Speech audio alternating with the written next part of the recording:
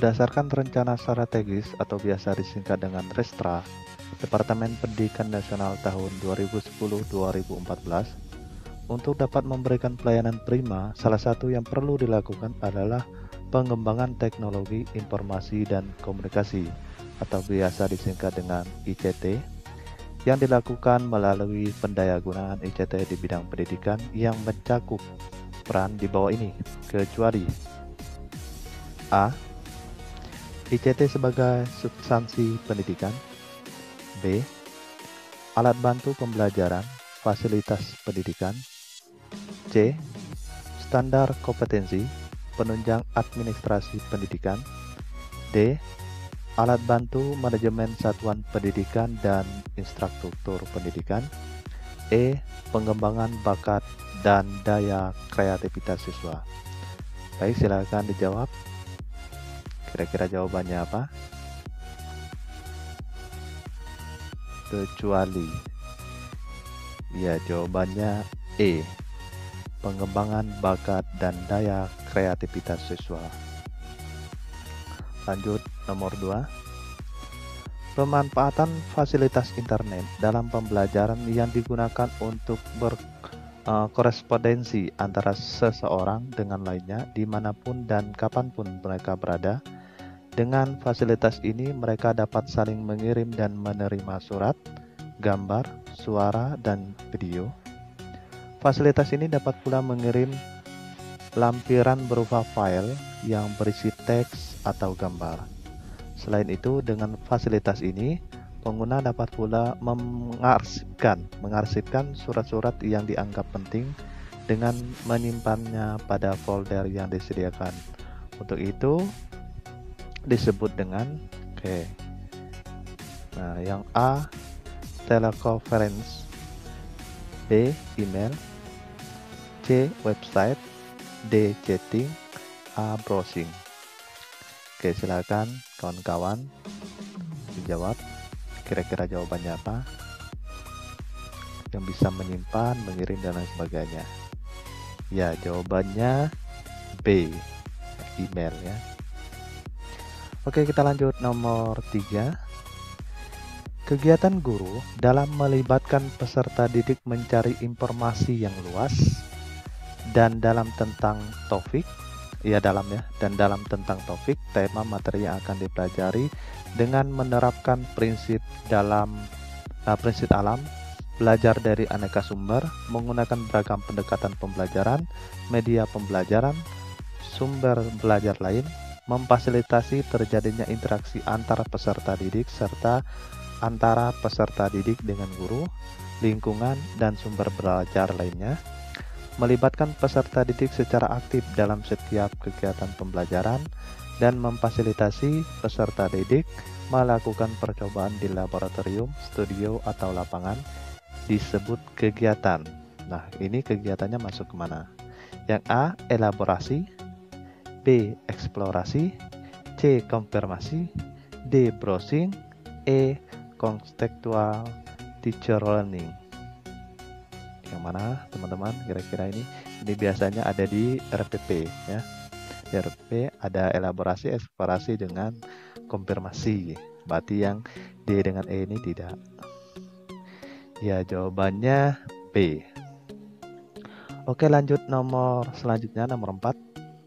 Salah satu contoh kegiatan guru dalam kegiatan elaborasi dalam komunikasi pembelajaran dengan para siswa yaitu A. Memberikan umpan balik positif dan penguatan dalam bentuk lisan, tulisan, isyarat maupun hadiah terhadap keberhasilan peserta didik. Yang B. Memfasilitasi peserta didik melakukan kegiatan yang menumbuhkan kebanggaan dan rasa percaya diri peserta didik. C. Memberikan konfirmasi terhadap hasil eksplorasi dan elaborasi peserta didik melalui berbagai sumber. D. Memfasilitasi peserta didik melakukan refleksi untuk memperoleh pengalaman belajar yang telah dilakukan. E. Memfasilitasi peserta didik untuk memperoleh pengalaman yang bermakna dalam mencapai kompetensi dasar. Nah, ini adalah kegiatan elaborasi. Kira-kira yang mana?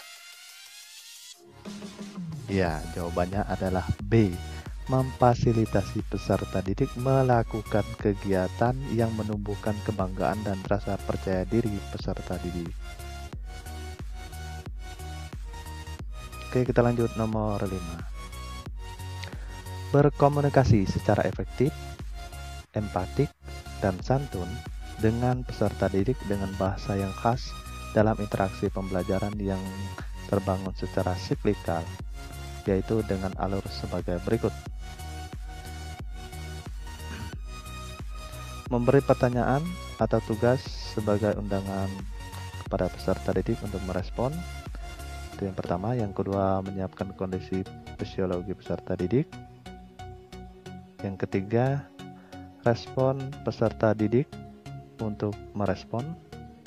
Yang keempat, reaksi guru terhadap respon peserta didik. Sedangkan yang B ini yang pertama, reaksi guru terhadap respon peserta didik.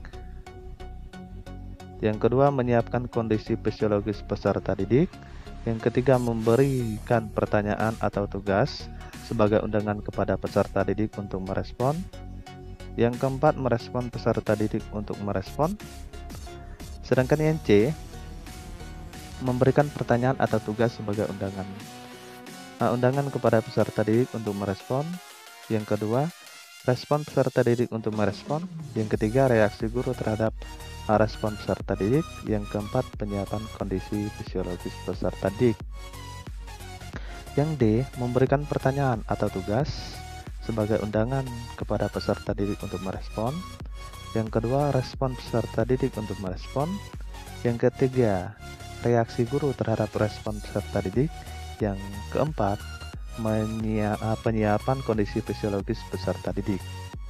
Sedangkan yang E, yang pertama menyiapkan kondisi fisiologis peserta didik. Yang kedua, memberikan pertanyaan atau tugas sebagai undangan kepada peserta didik untuk merespon. Yang ketiga, respon peserta didik untuk merespon. Yang keempat, reaksi guru terhadap respon peserta didik. Yang mana kira-kira teman-teman? Kalau kita lihat dari soal ini, sudah pasti jawabannya adalah E, ya. E. Dia harus menyiapkan, yang pertama itu adalah penyiapan kondisi fisiologis peserta didik. Oke, kita lanjut nomor 6. Dalam kaitannya dengan upaya untuk memotivasi belajar siswa dan agar proses pembelajaran berlangsung efektif, maka guru perlu mengacu pada A. Metode pembelajaran, B. Pendekatan pembelajaran, C. Strategi pembelajaran, D. Gaya pembelajaran, E. Kemampuan belajar. Baik, yang mana kira-kira teman-teman? Oke, jawabannya sudah pasti C, ya. Strategi pembelajaran. Oke, kita lanjut nomor berikutnya. Nomor 7. Standar ketuntasan minimal belajar SKMB atau sekarang KKM, ya, KKM ditentukan oleh faktor-faktor di bawah ini. Ini tulisannya. Yang A, indeks siswa, B, tingkat kesulitan, C, sarana pendukung, D, bakat dan minat siswa, E, indeks siswa, tingkat kesulitan dan sarana pendukung. Kita lihat yang A ini betul, ya, A betul. Tapi tidak lengkap, bukan hanya indeks siswa aja. Yang B juga tingkat kesulitan juga betul, tetapi bukan hanya itu aja. Yang C, sarana pendukung, betul juga, tapi bukan hanya sekedar sarana pendukung. Yang D, bakat dan minat, oke, itu masuk enggak. Sedangkan yang E, indeks siswa, tingkat kesulitan dan sarana pendukung, ya, yang lengkap itu adalah E, indeks siswa. Indeks siswa ini adalah kemampuan siswa. Tingkat kesulitan ini adalah materi. Sarana pendukung ini guru dengan sarana pendukung apa yang ada di sekolah. Nah, itu untuk menentukan KKM sekolah, KKM mata pelajaran, ya. Oke, kita lanjut nomor 7, nomor 8. Upaya guru dalam memanfaatkan hasil hasil analisis untuk menentukan ketuntasan belajar antara lain sebagai berikut. Ya, ini merupakan hasil analisis ya. Yang A, menentukan kriteria keberhasilan belajar.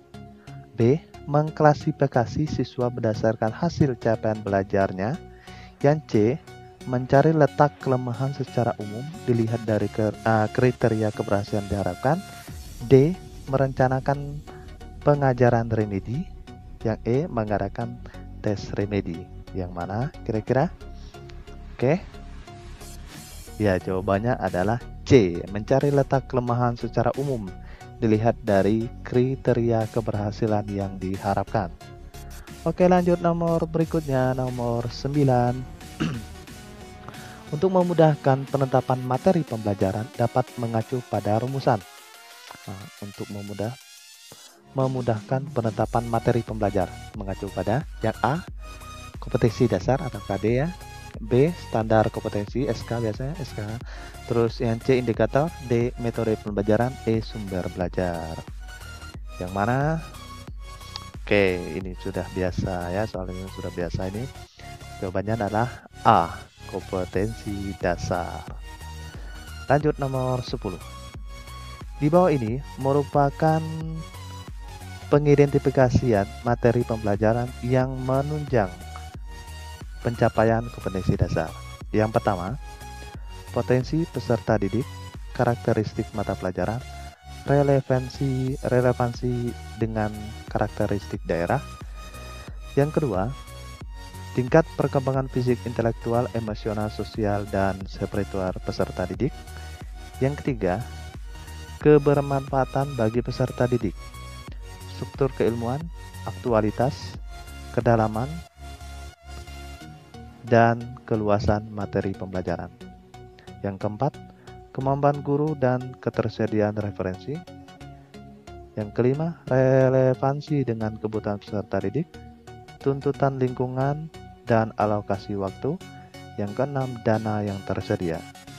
Dalam mengidentifikasi materi pembelajaran yang diampu, guru harus memperhatikan antara lain nomor berapa. Oke. Nomor 1, 2, 3, 4, 5, 6. Yang A 1, 2, 3, 4. Yang B 2, 3, 5, 6. Yang C 1, 2, 3, 5.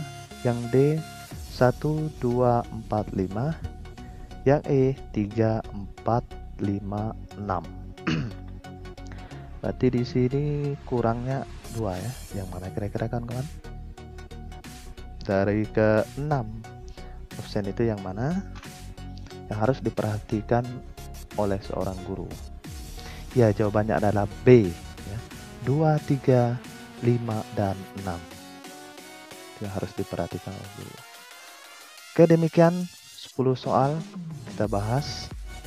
Untuk soal berikutnya akan kita bahas di video berikutnya.